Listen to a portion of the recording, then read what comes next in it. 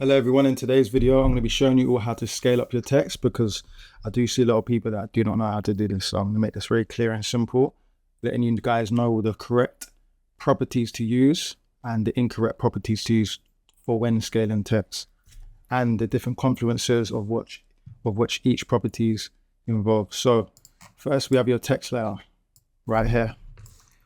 New text layer. In here we have your font size, which you can increase. You'll never lose quality increasing from the font size. Then you'll have your scale size. You'll never lose quality here if you increase your scale size. And within the scale size here, as you can see, if you go to your transform within your text layer on the left, it will change your scale size there. You see?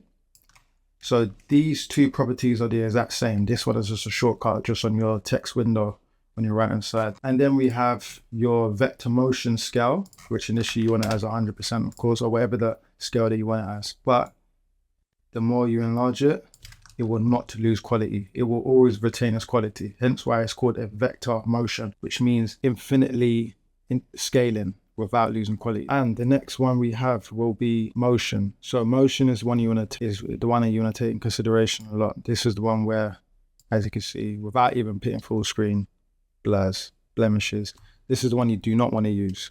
For whatever reason it's used for, I'm not too sure. Probably something you should be able to chat GPT or ask another fellow video editor. They might even know. But yeah, that's the one you do not want to use. So make sure you keep that one tabbed out always.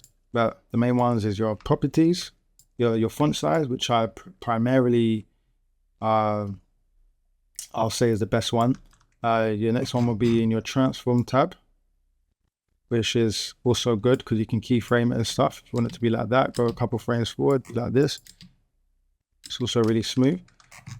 Good one to use. The next one will be your vector motion, which is kind of got the same as transform.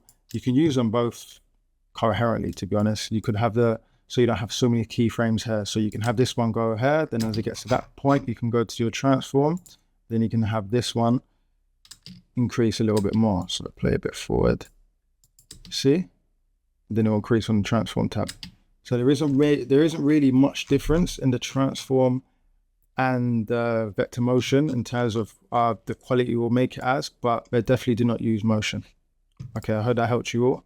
Take care, and tune in for the next video.